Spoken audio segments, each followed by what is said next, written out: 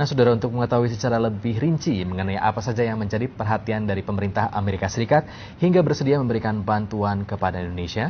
Ya, sudah ada rekan kami, Senandung Nacita, yang diberi kesempatan untuk mewawancarai secara eksklusif Duta Besar Amerika Serikat Scott Marcial, dan berikut cuplikannya.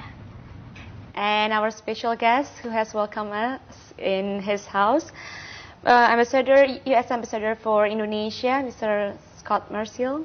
Good afternoon. Good afternoon. So, Mr. Ambassador, there are so many countries. Why Indonesia?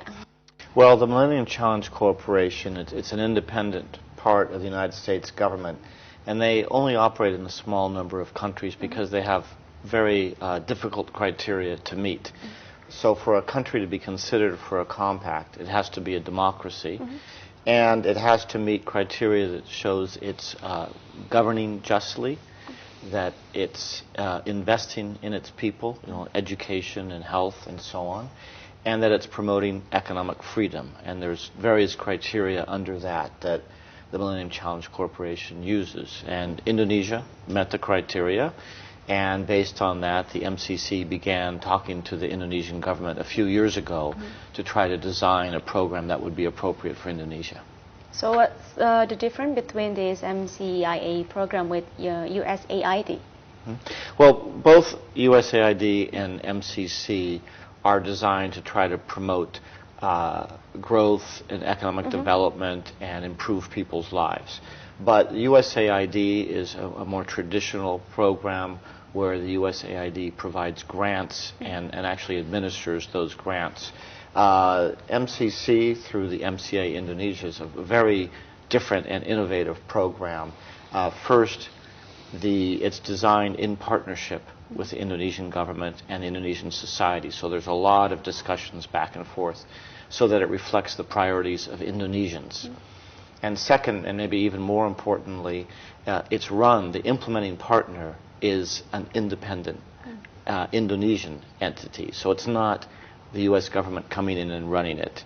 It's rather an implementing partner, MCA Indonesia, which is overseen by a board, which is an Indonesian board, led by the Bappenas Vice Minister. So in that sense, it's very, very different type of program. But the goals are to support Indonesians who are trying to bring about greater economic growth, more prosperity for the people. Okay. Mr. Ambassador, we already heard that how this program could help Indonesia in so many ways. But what the benefit for America with this corporation? Well, we think we benefit if Indonesia continues to do well. I mean, really the idea, whether it's USAID programs or MCC programs around the world, is that particularly in this globalized world, what happens in one country, particularly a big important country like Indonesia, affects us all. And Indonesia's achieved a lot of success in recent years. We think that this program can help Indonesia achieve even more success. And that's good not only for Indonesia, but for the region and for the world. So we think there's really global benefits, including for the United States in that. Okay, and this is the last question. What your hope and maybe expectation for this program and future relationship between America and Indonesia?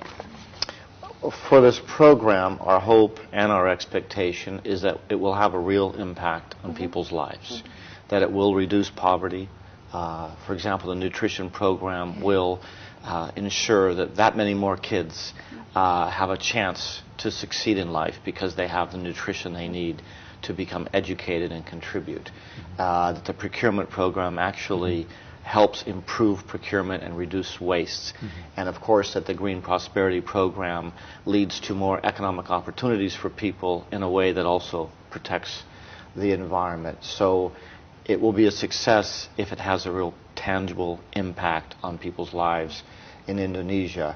Thank you, Mr. Ambassador. Terima kasih, Pak Saf. Dan saudara, tadi sekaligus mengakhiri perbincangan kita tentang program MCIA Indonesia, ya. Dan terima kasih atas perhatian Anda. Salam SCTV.